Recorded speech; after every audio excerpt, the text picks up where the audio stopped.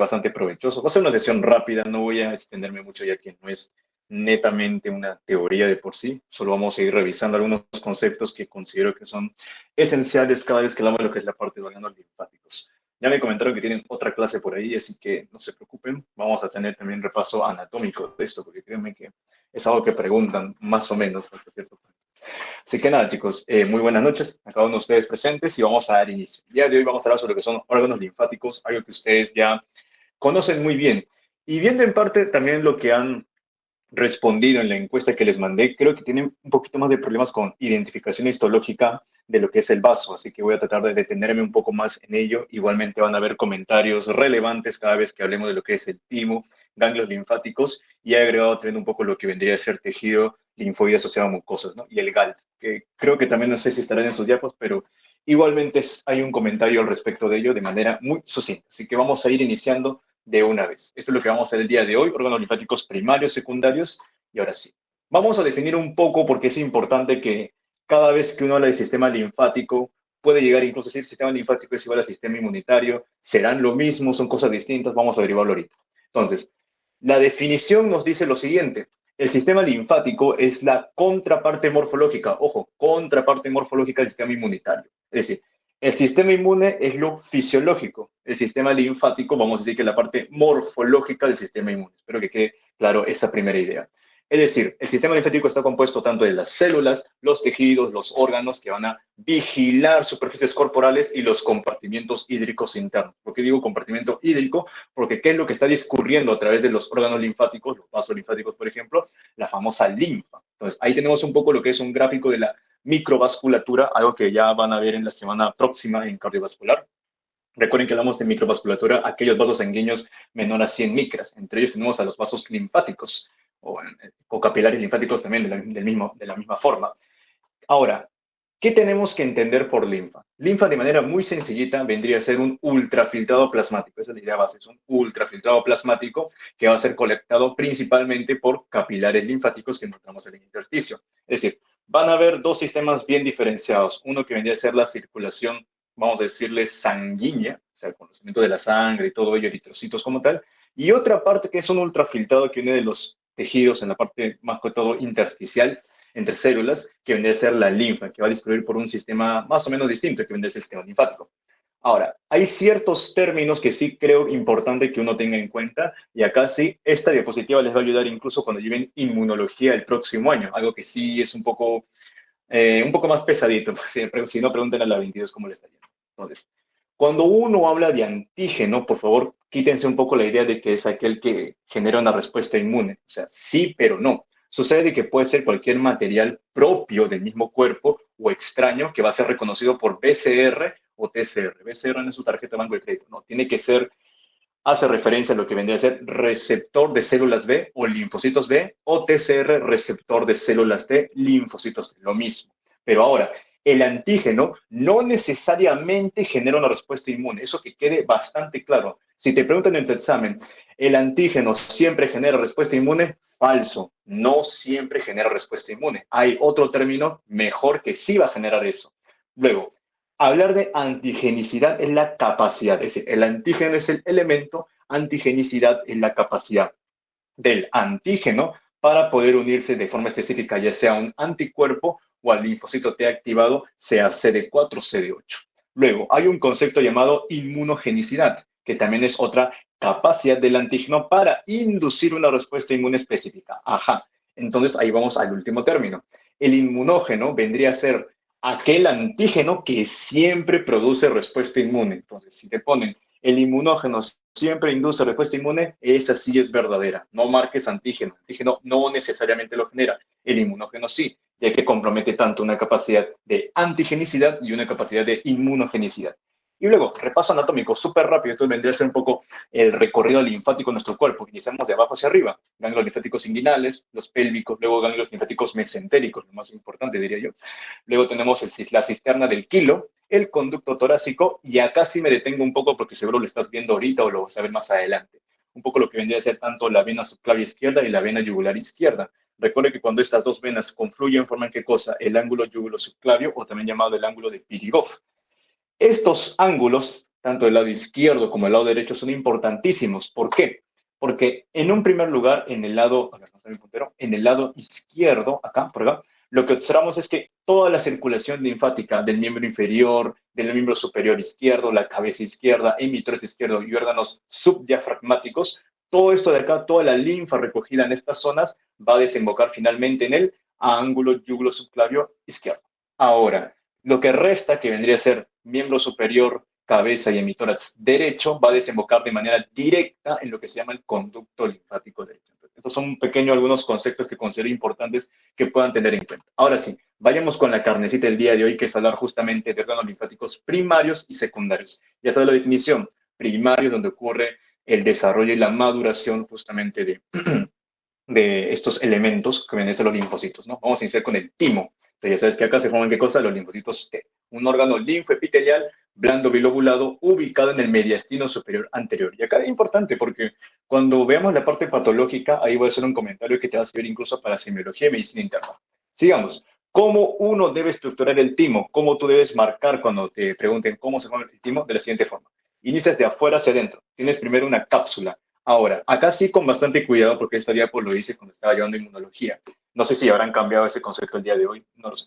Y en tus diapos de histología no las he revisado, así que pido perdón. Sucede de que en algunas fuentes, mejor dicho, mencionan de que la cápsula es un tejido conjuntivo laxo. Sin embargo, libros, ya sea Ross, Witter, Kierszenbaum, etcétera, todo lo que tú quieras, mencionan que la cápsula es un tejido conectivo denso y regular. ¿Cuál es la moraleja de esta historia? Si en tu diapositiva dice de que la cápsula está formada por tejido conjuntivo laxo, tú marca eso. Pero si te dice tejido conjuntivo denso y regular, entonces estas diapos son basadas, marcas aclarantes. Siempre guíate por lo que esté en tu diapositiva o lo que te haya dicho tu doctor. Pero lo que sí no va a cambiar por los siglos es que el timo se estructura de una forma tanto de corteza como de médula. Y he puesto ahí 3A y 3AB porque hace referencia a que hay tres tipos de células epitelio-reticulares, tanto la corteza como las medulares. Esta es una pregunta importante si te ponen la parte microscópica. Por ejemplo, ¿qué cualidades me ayudan a mí a diferenciar el timo de un lactante con el de un adulto? Entonces, a ver, con los que estamos acá presentes, por favor, ahí sí pueden poner en el chat para que no sea tanto un monólogo. ¿Cuál sería el timo de un lactante? ¿La letra A o la letra B? Vamos a ver si han podido, si han leído, si han estado en su clase presente. ¿Cuál es el timo de un lactante? ¿A o B? A ver, los leo. Si es que están ahí, ¿no? Sino para ir pasando de una vez rápido y no demorarme mucho. ¿Algún valiente? ¿Cuál es el timo de un lactante?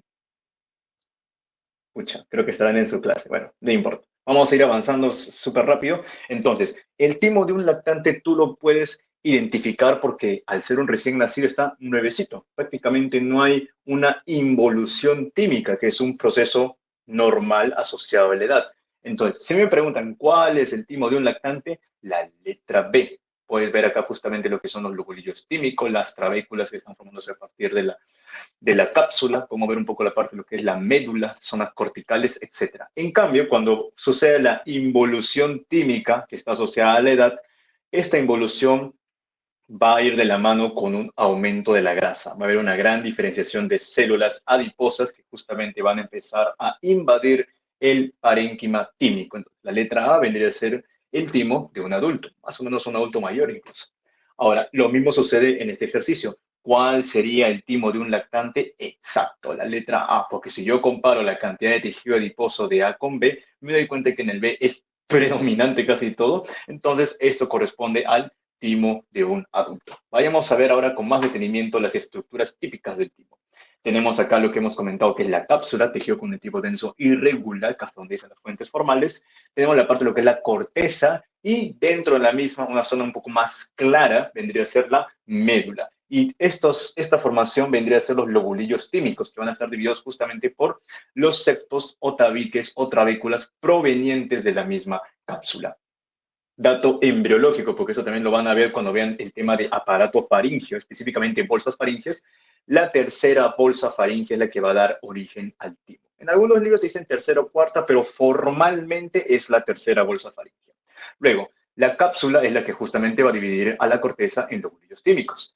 El timo solo posee vasos linfáticos eferentes, es decir, solo permite la salida de elementos pero no el ingreso como tal. El ingreso ya vamos a ver más adelante por dónde se da específicamente. Y ojo, el timo no posee senos o nódulos linfáticos. Por favor, grábate eso. Y ten bastante presente que nódulo linfático no es lo mismo que ganglio linfático. Eso a veces cometen muchos errores los chicos cuando les preguntan, ¿nódulo linfático es lo mismo que ganglio linfático? No, falso, no son lo mismo. Y también cuando ves la terminología en inglés, trata de no confundirte. Ya en el chat te voy a pasar la fija para cuando quieras buscar uno y el otro de manera exacta. ¿Qué observamos en esta lámina? ERC, no es enfermedad renal crónica, es célula epitelio reticular, que tiene justamente un citoplasma bastante pálido a comparación de lo que necesitan estos timocitos. Ojo, las células que se encuentran en su proceso de desarrollo, o mejor dicho, de selección, tanto positiva como negativa, se llaman timocitos. Luego tenemos también algunos macrófagos que justamente van a bajarse o en todo caso fagocitar aquellos linfocitos que entran en apoptosis. Estos son los linfocitos y SE hace referencia a septum o los tabiques propiamente de la cápsula. Sigamos. ¿Qué más tenemos por acá? Cuando vemos el timo, igualmente, más macrófagos, tenemos acá lo que viene a ser algunos tabiques. Específicamente, si te dicen cuál es la zona que está inmediatamente por debajo de la cápsula, tú dices corteza subcapsular, que también se puede decir de esta forma, pero al fin y al cabo sigue siendo corteza. Pero de manera específica, corteza subcapsular. Ahora sí, esta diapo me encanta porque a veces uno confunde bastante las barreras, pero acá sí lo vas a entender súper rapidito. Nosotros, o mejor dicho, nuestro timo, tú imaginas que tienes tu timo, haz un puño y ese vendría a ser tu timo. Entonces, afuerita de este timo están los demás órganos, tejido conectivo, etcétera, etcétera, etcétera. Para que no haya una interacción directa entre los elementos externos con el timo propiamente dicho, surge la barrera hematotímica. Eso va justamente a encerrar a todo el timo como si fuese una especie de cápsula y separarlo de los demás órganos. Entonces tenemos de afuera hacia adentro lo que es la corteza, y acá tenemos lo que son las células epitelio-reticulares, que bien sabes son seis tipos según su distribución funcional. Tipo 1, separan al parénquima de la cápsula. Tipo 2, expresan complejo mayor de histocompatibilidad, que también les pueden poner en su examen como antígeno leucocitario humano. Entonces, HLA o complejo mayor de histocompatibilidad hacen referencia a lo mismo, ya sea 1 o 2. Luego tenemos a la barrera córtico-medular, y acá sí, bastante ojo.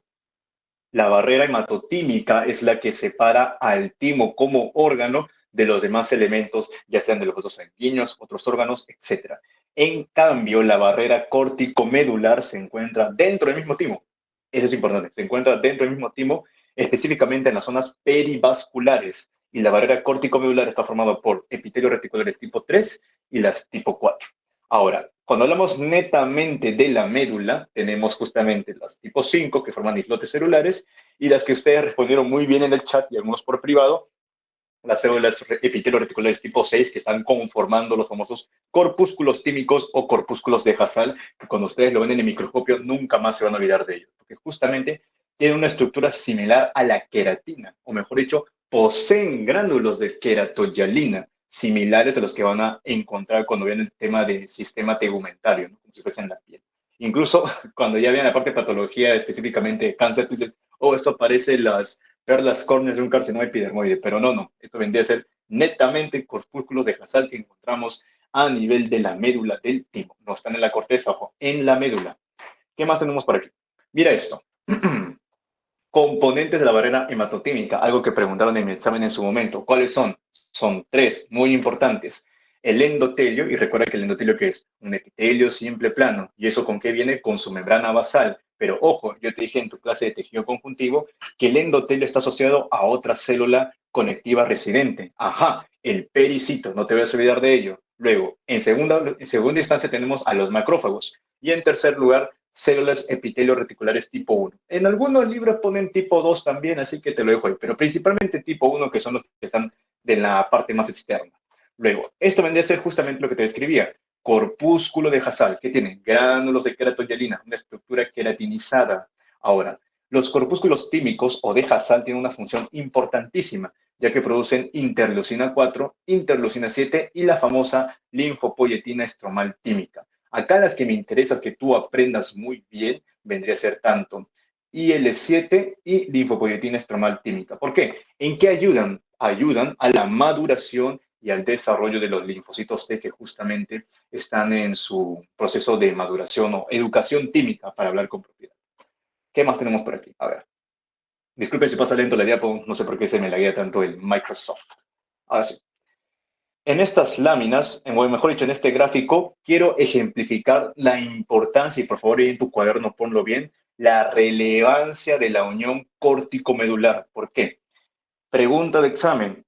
Los precursores, o mejor dicho, claro, las células progenitoras linfoides comunes, o sea, es decir, estos precursores que provienen de la médula ósea, van a ingresar al timo no por vasos, no por, digamos, por arterias, ni venas, ni vasos linfáticos. Lo van a hacer específicamente por las vénulas postcapilares en la unión córtico-medular. Esa fue una pregunta textual de inmunología, incluso no te vayas a hacer que te pregunten eso también en histología. Repito, las células progenitoras linfoides comunes ingresan al timo por las vénulas postcapilares en la unión córtico-medular. Es decir, la unión córtico-medular es importantísima, ya que es la puerta de ingreso para estos progenitores que posteriormente van a hacer su proceso de selección.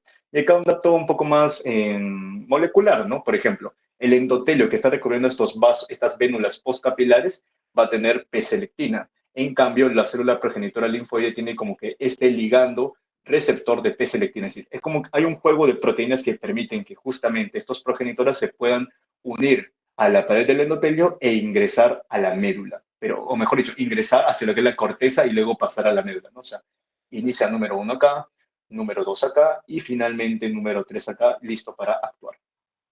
Este gráfico me encanta mucho y espero que tú lo entiendas, te va a servir para inmunología, te va a servir para la vida en realidad. ¿Qué sucede en nuestro cuerpo cuando hablamos de la educación tímica? En la médula ósea encontramos en mayor cantidad, por ejemplo, a nivel de las vértebras, a nivel de las costillas, el esternón, encontramos también a nivel de lo que viene a ser la parte de las crestas ilíacas, etcétera. Entonces, en estas zonas, que incluso cuando tú vives hematología sabrás que hay desde las famosas biopsias de médula y todo ello, se van a formar estos precursores linfoides comunes. Estos precursores van a transportarse por la sangre y van a ingresar a la corteza por medio de ¿qué? La unión córtico-medular, específicamente las vénulas postcapilares. Ahora, estos precursores como que están bien inmaduros, no tan diferenciados, van a iniciar siendo ¿qué cosa? Dobles negativos. ¿A qué se refiere con que sean dobles negativos? De que no posee ni CD4 ni CD8. Repito, cuando yo hablo de doble negativo, me refiero a que no posee ni CD4 ni CD8. Bueno, pero ¿qué es lo que posee de manera basal? Estos precursores de por sí poseen tanto CD2 y CD7. Si te preguntas qué son los CD, son los clústeres de diferenciación. Es como si fuesen proteínas DNI de las células. Entonces, cada vez que tú veas un clúster de diferenciación, sabes que ya puedo identificar una célula específicamente por qué CD tiene. Entonces, de manera basal, estos progenitores tienen CD2 y CD7. Luego, posteriormente van a hacer su etapa de doble positivos, ¿no? Que va a ser que posean CD4 o CD8. Pregunta, o mejor dicho, enseñanza de vida. Los linfocitos no pueden tener CD4 y CD8 a la vez, solo pueden tener uno de ellos. ¿Y por qué se dice doble positivo? Porque o bien tienes CD4 acompañado de CD3 o bien tienes CD8 acompañado de CD3, pero nunca CD4 y CD8 al mismo tiempo. ¿Y qué otra condición importante deben tener los linfocitos? Un receptor de células T funcional. ¿Por qué? Este receptor es finalmente el que se une con el antígeno para poder desplegar la respuesta inmune. Entonces, estos precursores, boom, llegan a la corteza. ¿Con quiénes se topan primero? Con las células epitelio reticulares. Estas células epitelio reticulares te comenté que tenían complejos mayores de histocompatibilidad. Entonces, hay células que van a hacer selección positiva, o sea, no van a, digamos, pasar de por sí, entonces se elimina. En cambio, las demás sí lo hacen, es decir, van a contar con TCRs funcionales. Ya tienes tu TCR funcional, tu receptor de célula T. Ahora, ¿cuál es el siguiente paso? Pasas a la médula y te van a testear. ¿Qué van a testear? De que no seas un linfocito autorreactivo. Entonces, estas células dendríticas, lo pongo acá como sedes para no escribir todo, estas células dendríticas lo que hacen es que van a producir autoantígenos, es decir, van a producir proteínas propias del cuerpo mediante este gen llamado aire. Entonces, ¿qué es lo que busca la selección negativa? La selección negativa lo que busca es eliminar a linfocitos autorreactivos que puedan atacar a proteínas propias de nuestro cuerpo, es decir, tratan de evitar la autoinmunidad. Porque, ¿qué sucedería si una célula autorreactiva no hace selección negativa? Prácticamente va a empezar a proliferar y eso generaría que produzcan, por ejemplo, daño a órganos de nuestro propio cuerpo, a proteínas propias. Entonces, eso se llama autoinmunidad. Entonces, este paso de selección negativa es importantísimo. Si estos TCR, si estos receptores de células T reconocen a estos autoantígenos, entonces la célula se toma como autorreactiva y va a entrar en apoptosis. En cambio, si estos TCR no reconocen al autoantígeno propio, o sea, la proteína propia del cuerpo, pasa su selección negativa y finalmente se forma como un linfocito T maduro, que bien puede ser CD4 o CD8. Antes que me olvide, el CD4 está asociado al complejo mayor de histocompatibilidad tipo 2. En cambio, el CD8 está asociado al complejo mayor de histocompatibilidad tipo 1. Esto para que se lo puedan acordar. Es decir, si en la selección positiva reconoce a la célula epitelio reticular con el complejo mayor de histocompatibilidad 2, va a ser CD4. Pero si lo reconoce al complejo mayor de histocompatibilidad tipo 1, va a pasar a ser CD8. Eso nada más me olvidé comentar. Pero finalmente, termina siendo un linfocito maduro y va a salir por donde entró, es decir, a través de las vénulas postcapilares de la unión córtico-medular. Si hay dudas, igualmente me preguntan, no hay ningún problema. Ahora, ¿cuáles son las patologías asociadas al timo? Principalmente dos, y una que lo vas a volver a ver en embriología, te vas a acordar de mí, pero ahí te lo voy adelantando. Una de ellas es el timoma, el famoso tumor del timo, mejor dicho, claro, el tumor del timo, ¿no? El tumoma o su versión maligna, llamada el carcinoma tímico, van a ser aquellos tumores o neoplasias que van a surgir de las células epitelio reticulares y se van a establecer justamente en el mediastino anterior. Ahora, ¿por qué yo sí hincapié de que hay un dato importante cuando hablamos de lo que es de medicina interna y todo ello, ¿no? Porque, enseñanza para la vida, verás que los tumores del mediastino se definen con las 4 Ts.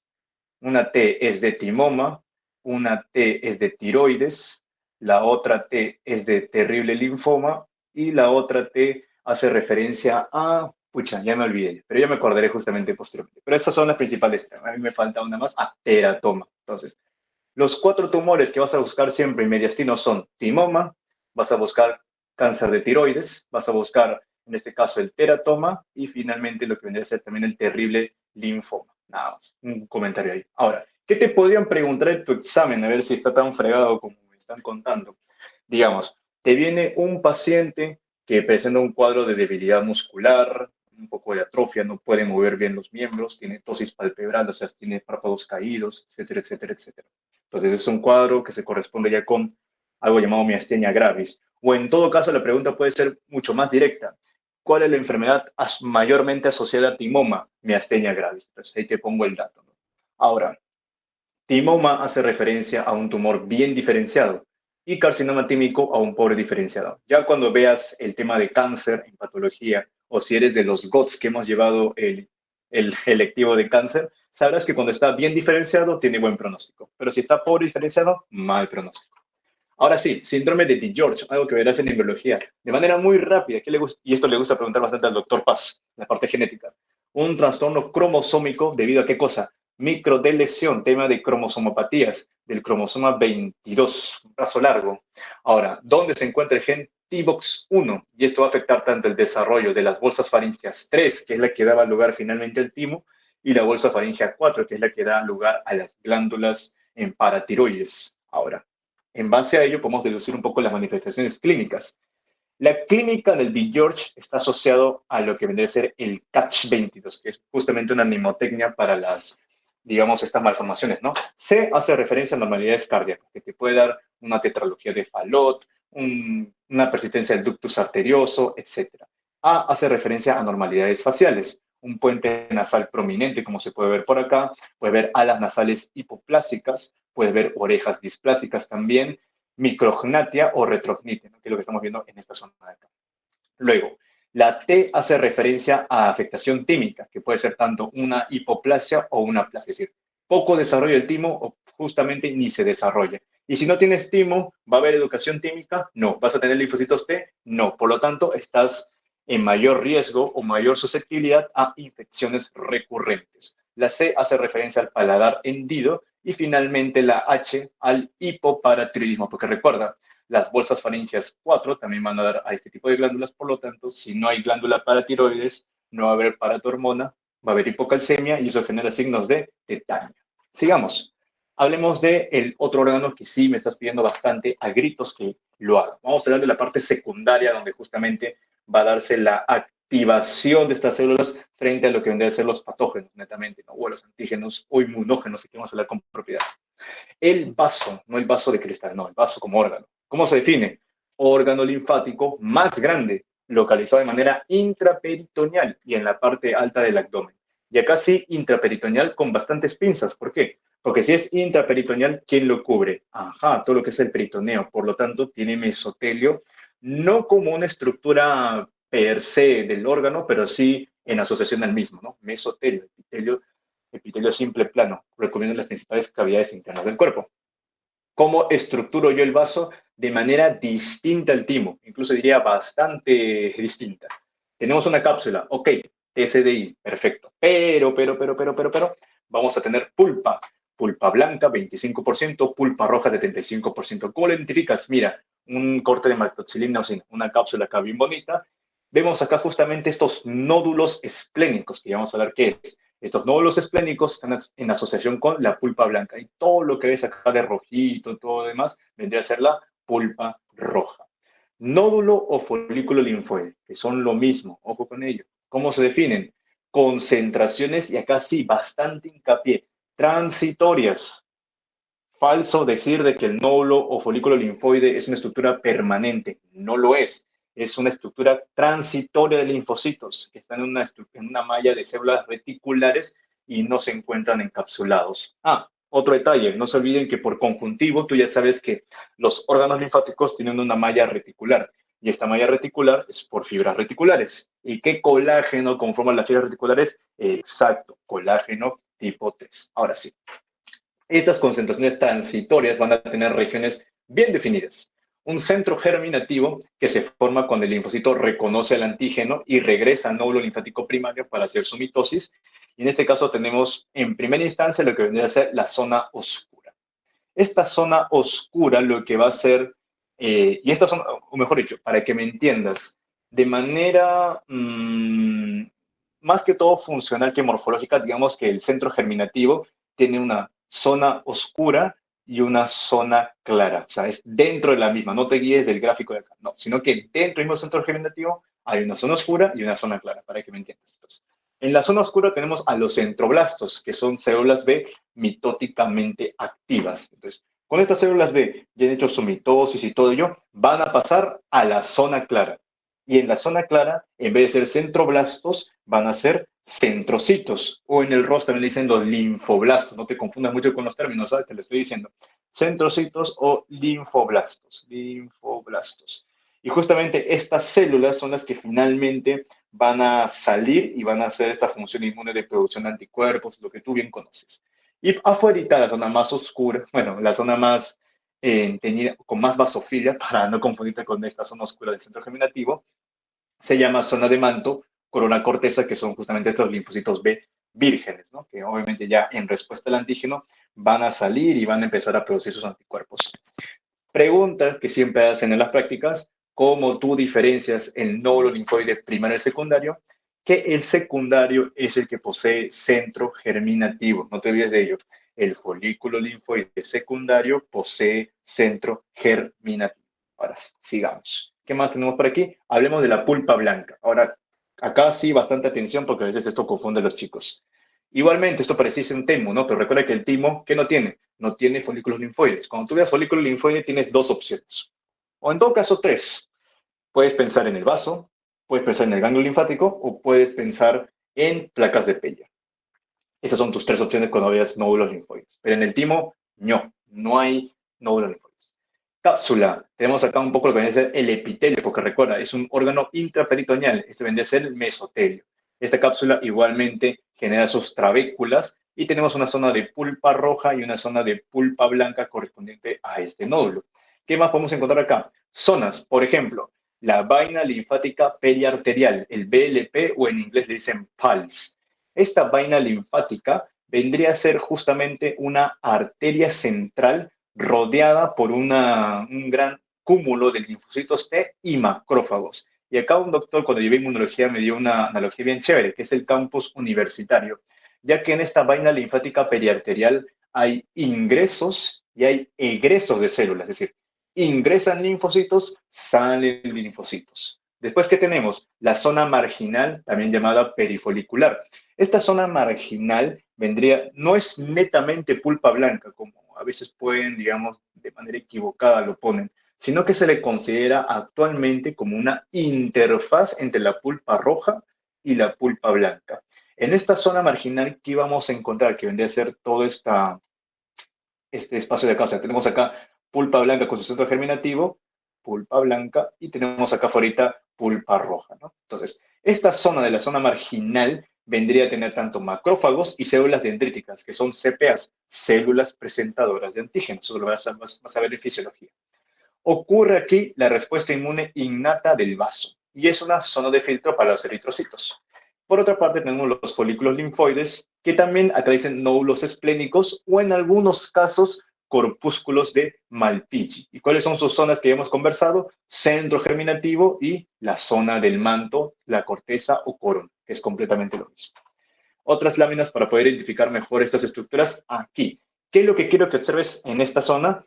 Que veas la pulpa roja, que es todo esto de acá, pulpa roja, pero W hace referencia a white, pulpa blanca. ¿Y qué es lo que está señalando la flechita? Exacto, la vaina linfática periarterial. Recuerda tu definición. Esta es una arteria central, se puede ver justamente acá el lumen acá, otro lumen acá, rodeado de qué cosa? Linfocitos T. Cuando tú veas estas estructuras, piensa, ya es una vaina linfática periarterial. Y ojo con confundirlo con el nódulo linfoide. El nódulo linfoide, como bien has visto en la lámina anterior, tiene tiene su centro germinativo, una zona bastante pálida, y alrededor su zona del manto, corona o corteza oscura. En cambio, cuando vemos la imagen de la vaina linfática periarterial, tienes que ver justamente la estructura del vaso sanguíneo, una pequeña arteria o arteriola, en algunos libros le dicen, ¿no? Que es la vaina, que es la arteriola central, y alrededor de todos ellos lo que son los linfocitos T y uno que otros macrófagos. El PALS va a expresar gran cantidad de CCR7, entonces eso es un dato extra, no es necesario que te lo aprendas. Ahora sí, otra imagen para que puedas identificarlo mejor. Entonces, ¿qué será esto? ¿Vaina linfática o centro o no folículo linfoide? A ver, ¿qué piensas? Exacto, son los dos. Porque acá tienes, ¿qué tienes? Centro germinativo, la zona del manto, corona, corteza, y acá pegadito nomás tienes a la arteria central. ¿Y la arteria central está rodeada de qué cosa? Ajá, su capa de linfocitos T. Entonces la vaina linfática periarterial, pegadito nomás al folículo linfoide, secundario incluso, ¿no? Centro germinativo y zona del manto. R hace referencia a la pulpa roja y todo esto que estás viendo aquí, todo este cuadradito, vendría a ser ¿qué cosa? La pulpa blanca. Recuerda que la pulpa blanca es 25%, pulpa roja 75%. Y acá, ¿no sabías qué? ¿Sabías que los linfocitos T ingresan a la zona marginal a través de los canales fuente o bridging channels? O sea, ¿a qué me refiero con esto? De que no es un ingreso, digámosle, desordenado como tal, sino que es bastante regulado justamente por estos canales puente que no se logran observar de manera sencilla en la microscopía óptica, sino en la electrónica. Un comentario nomás ahí del artículo que lo puedes leer luego. Pulpa roja, ¿qué tenemos que identificar acá? Senos esplénicos o senos venosos, o también llamados sinusoides esplénicos, es lo mismo, no te preocupes. Estos senos esplénicos van a estar, ojo, los senos esplénicos están separados por los cordones esplénicos. No son lo mismo. El seno esplénico está separado por los cordones esplénicos o cordones de Billroth. ¿Y por qué son tan importantes estos cordones de Billroth? Porque acá encontramos a los macrófagos. Aquí es donde van a desembocar los capilares envainados. ¿Por qué se le dice capilar envainado? Porque hay gran cantidad de macrófagos que van a empezar a acumularse alrededor de estos capilares y le van a dar ese aspecto de vaina. Están constituidos por endotelio bastoniforme y tienen poco diámetro. Acá sí he puesto una formulita que seguro te traerá recuerdos de física. Ahora, Antes de pasar con la imagen que tenemos abajo, que es una inmunohistoquímica para CD68, un marcador que te va a ayudar a identificar macrófagos, vamos a responder la pregunta que tenemos arriba. ¿Cómo deposita el hierro de los eritrocitos el macrófago? Lo puede ser tanto en forma de ferritina como de hemosiderina. Recuerda eso. El hierro proveniente de la hemoglobina del eritrocito se deposita en el macrófago como ferritina o como hemosiderina. Ahora, ¿por qué he puesto esta vaina de acá? No lo he puesto ahí por gusto, sino por la siguiente cosa. Mira esto. ¿Recuerdas tú tu fórmula del caudal? Ajá, caudal es igual a ¿qué cosa? Velocidad por tiempo, pero tú también sabes que si esto lo transformas, sabes que es igual a área, o en todo caso la superficie del conducto, el tubo, como quieras decirla, por velocidad. ¿A qué quiero llegar con esto? De que, por ejemplo, si tú tienes, digamos, una menor cantidad de caudal, tendrías en todo caso una menor superficie, que es justamente la microvasculatura que encontramos a nivel de estos vasos sanguíneos. ¿Y qué más puedes deducir de esta fórmula, no? Que son directamente proporcionales el área como la velocidad. Es decir, a menor caudal, a menor cantidad, vas a tener una menor velocidad de por sí. O una mayor cantidad de caudal, una mayor cantidad de velocidad, ¿no? Pero acá es importante de que tenga menor diámetro para que haya menor caudal y haya menor velocidad. ¿Por qué? Porque si la sangre viajase más rápido, no tendría tiempo para que los macrófagos lo filtren o hagan la fagocitosis adecuada de los eritrocitos que ya están para la otra vida. Entonces, esta es un poco la explicación de por qué tienen poco diámetro. Al tener poco diámetro, llega una menor cantidad o una cantidad regulada de sangre que va a permitir una fagocitosis eficaz de los mismos elementos, ¿no?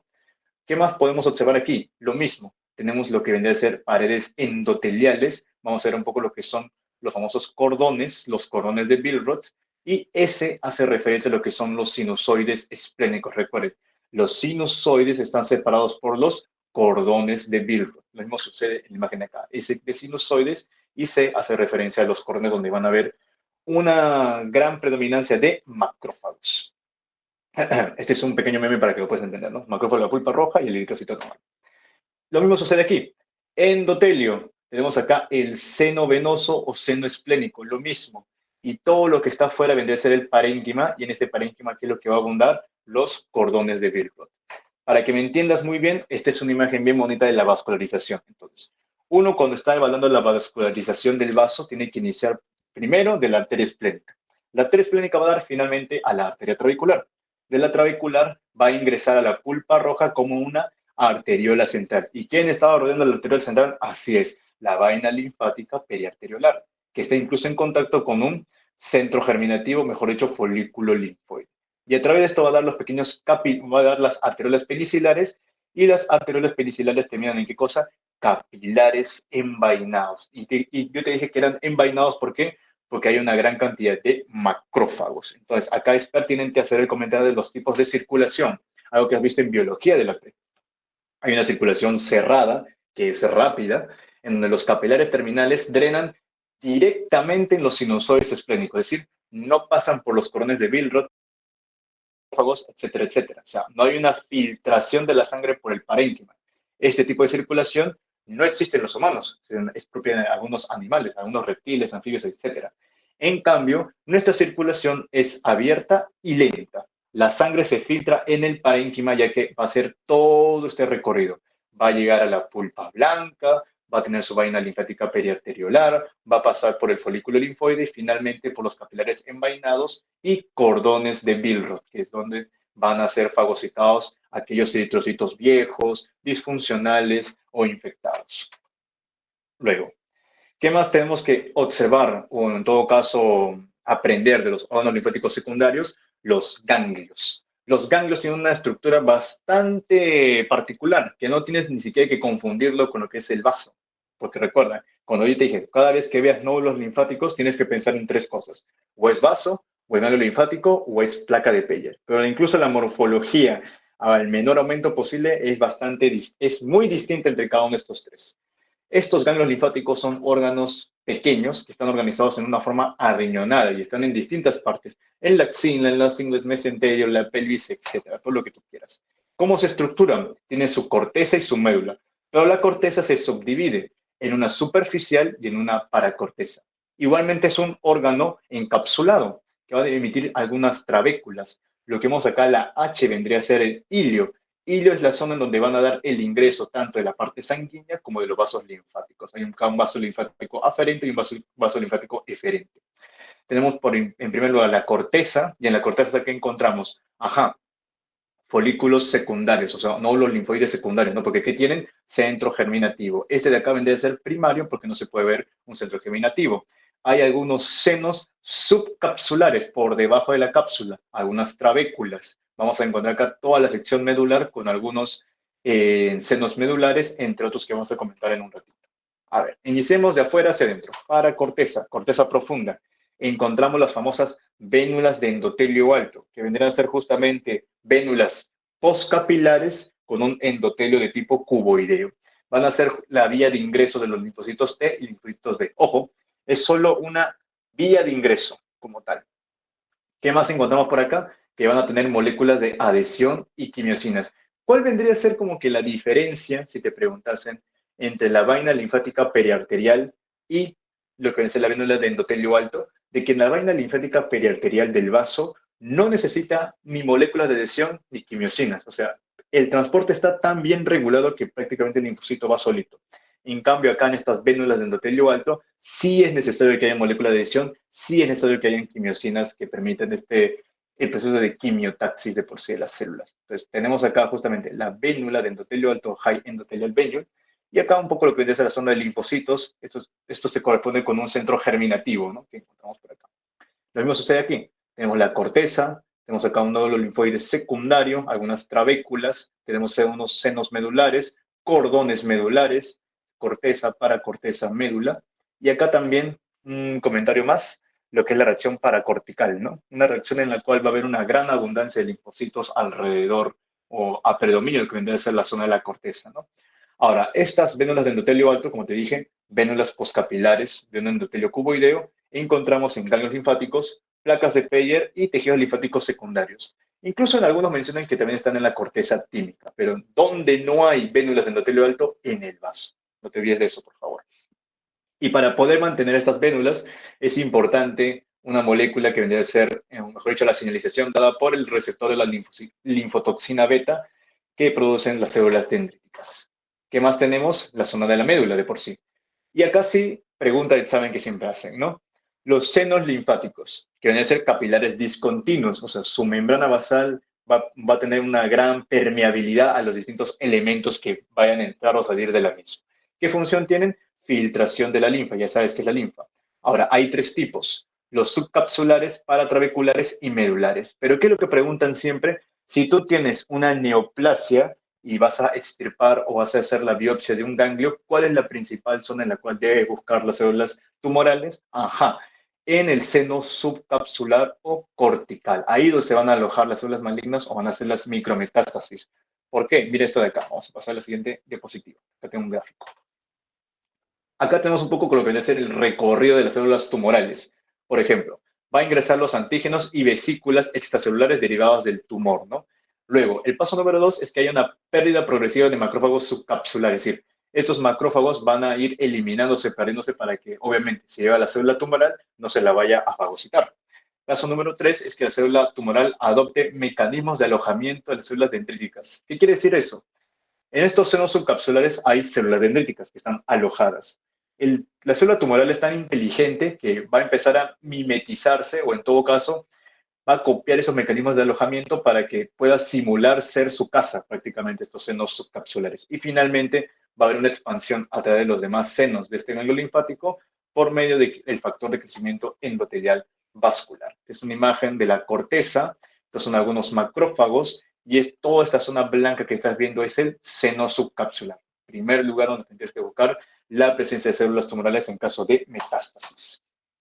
¿Qué más podemos hablar de los órganos linfáticos secundarios? Del mal tejido linfoide asociado a mucosas, las famosas amígdalas, que son agregados linfoides congregados alrededor del istmo de las fauces, orofaringe y rinofaringe. Y que, ojo, son encapsulados incompletos. Por eso cuando preguntan si las amígdalas son encapsuladas, a veces ponen que es falso, o sea, son encapsulados incompletos, a diferencia de si hablásemos del timo, del vaso o de los ganglios linfáticos. Las más importantes, las palatinas. ¿Por qué? Porque cada vez que veas esta lámina, que digan qué tipo de amígdala es, tú solo fíjate en estas depresiones, en estos espacios, ¿no? La C hace referencia a las famosas criptas. Las criptas son como que pequeñas invaginaciones del epitelio en la cual va a haber la acumulación de detritus, células descamadas, linfocitos muertos, etcétera, que son propios de las amígdalas palatinas y que también vas a ver una gran cantidad de nódulos linfoides, en este caso a predominio secundario, ¿no? Otro tipo de amígdalas por eso en las nasofaringeas, también llamadas los adenoides, y como están en la parte nasal respiratoria, ¿qué epitelio las va a recubrir? El epitelio respiratorio, un epitelio pseudoestratificado cilíndrico ciliado con células caliciformes, como se puede ver en esta imagen de acá. Luego hay amígdalas linguales y tubáricas. Estos cuatro amigos forman finalmente el famoso anillo de Waldeyer. Adenoides, tubáricas, palatinas y las linguales. Pero también es un pequeño corte de estas glándulas para que puedas observar muy bien cómo es que, o mejor dicho, de estas amígdalas, para que puedas observar muy bien cómo están conformadas de nódulos linfoides. Están soportadas por un tejido conectivo y va a tener el epitelio de la zona en la que se encuentren. Si es la parte del sistema digestivo de cavidad bucal, epitelio poliestratificado plano no queratinizado. Si es la parte nasal, como los adenoides, epitelio pseudoestratificado cilíndrico ciliado con células caliciformes. Y por último, si no me equivoco, el tejido linfoide asociado al intestino, que bueno, esto lo vas a ver a mayor profundidad cuando lleve el sistema digestivo 2, si no me equivoco, en la parte de intestinos, placas de Peyer, que se ubican en la submucosa intestinal del ilio, que es donde tienes que buscar sí o sí placas de Peyer. Estos son igualmente agregados de nódulos linfoides que van a estar compuestos de las famosas células M, enterocitos especializados que van a transportar antígenos, porque tienen una forma bien locaza, o sea, como si fuesen un sombrerito, ya vas a ver luego. En este caso, otro órgano asociado al tejido linfoide del intestino es el apéndice vermiforme, igualmente tiene sus placas de Peyer y su famoso hallazgo que son los senos de Rokitansky-Askov, que igualmente lo vas a ver ya más adelante. Pero lo que quiero que veas es esto, la célula M. ¿Qué sucede? La célula M, cuando hay la presencia de un antígeno, tiene como que un sombrerito, y este sombrerito se abre y hace que estos antígenos sean recibidos por las células presentadoras de antígenos, que ya dije que eran las células dendríticas y los macrófagos. Y cuando ya recibe esta presentación de antígenos, entonces va a iniciar la respuesta inmunitaria, que finalmente es lo que puede llevar de por sí a, por ejemplo, algunas enfermedades que tengan estas células M, tanto la producción de anticuerpos, enfermedades autoinmunes, por ejemplo, enfermedades celíacas, ¿no? Y bueno, eso sería todo por órganos linfáticos, chicos. Si tienen alguna duda, pueden hacerla ahora, si no, igualmente por el chat. Como les dije, esta es una sesión súper rápida, no más de órganos linfáticos, lo principal, o sea, las fijas, ya más de esto no les pueden preguntar como tal, o sea, ya sería ser muy abusivo y no creo que enseñen eso ni siquiera en facultad. Entonces, si tienen alguna duda, me lo dicen, si no, ya para ir despidiéndonos.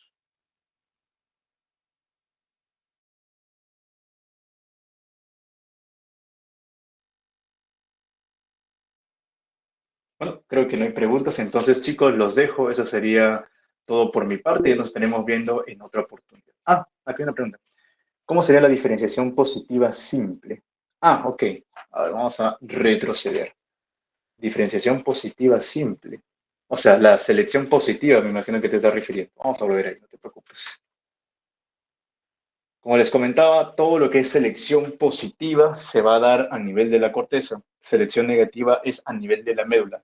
Recuerden que los progenitores linfoides comunes llegan a través de las vénulas postcapilares en la unión corticomedular, pero en su estado basal tienen CD2 y CD7.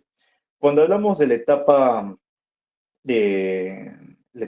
digamos, de selección positiva, hace referencia a la evaluación de aquellos linfocitos que tienen un TCR funcional. Entonces, vamos a ver si puedo llegar a la lámina. Creo que voy a tener que salir nomás, si no, me voy a demorar acá la vida. A ver, denme un toque, chicos. Que no sé por qué se me laguea tanto el coso este. A ver, en el ROS hay que cobrar con el CD4. Ah, no, no, no, no, no, no. El ROS no dice eso. O sea, como les había comentado, y acá sí tengan cuidado cuando hablamos de doble positivo y doble negativo, no es que el doble positivo sea que tenga CD4 y CD8 a la vez. Yo le dije que de por sí ya tiene CD3 y puede tener o bien CD4 y se vuelve doble positivo, o bien tiene CD8 y se vuelve doble positivo. Pero voy a hacer nuevo hincapié en la selección positiva. Así que denme un toque, por favor. Que no sé por qué se me laguea tanto. Creo que pesa tanto el archivo que como tal es eso. A ver, así que... toque.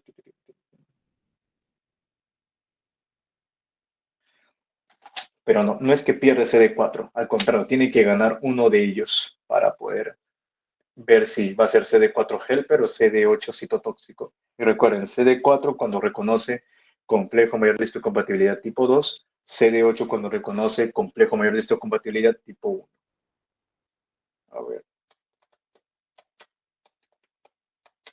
a ver, a ver, a ver, a ver. Pucha, se me ha colgado, no puede ser, chicos, no puede ser, no puede ser. A ver, por mientras, en lo que va retrocediendo las diapositivas, ¿tienen alguna otra duda? Hasta que ponga de nuevo la de selección positiva y selección negativa. Los leo. O ¿a qué más les podría comentar? A ver. O sea, podría hablar más, pero ya son cosas de inmunología avanzada incluso. No. Y no viene, no viene mucho al caso. A ver, vamos a ver. Va a entender nomás, porque si no, no voy a hacer que quieran las diapos rayadas y yo lo estoy borrando. Ya acá está, listo. Ya ni siquiera lo voy a presentar de nuevo, ya así nomás. A ver. Sucede esto, miren. Tenemos médula ósea, tenemos los precursores o los precursores linfoides comunes que salen justamente de la médula ósea, de las vértebras, costillas, esternón o la parte de las crestas ilíacas. Entonces, llega a la sangre, pum, pum, pum, llega por vénulas postcapilares a la unión córtico-medular. Listo. Estos progenitores, de manera basal, tienen CD2 y CD7, pero se le llama doble negativo debido a que no tiene CD4 ni CD8. Ojo con ello. Entonces, cuando llega a la corteza, va a ser su selección positiva. ¿Qué significa ser selección positiva? Significa que las células epitelio reticulares evalúan de que estos linfocitos, estos pimocitos, mejor dicho, estos linfocitos inmaduros, tengan TCR funcional. Si el linfocito no tiene TCR funcional, fracasa selección positiva, se muere. Pero si tiene un TCR funcional, pasa a la médula para hacer selección negativa.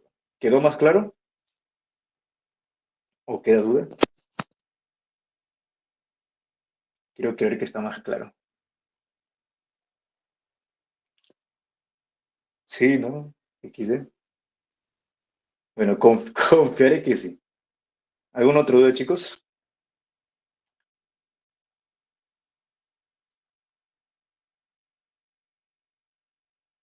Hmm, Creo que no. Entonces, ya, chicos, yo los dejo descansar. Yo también me iré a estudiar. O en todo caso, descansar también. Y nada, cualquier duda que tengan, igualmente tienen mi contacto, tienen el grupo de WhatsApp y ya nos estaremos viendo la siguiente semana con el siguiente ponente para ver el tema de cardiovascular y que les toque si no me equivoco. Entonces, cuídense chicos, que tengan noches buenas.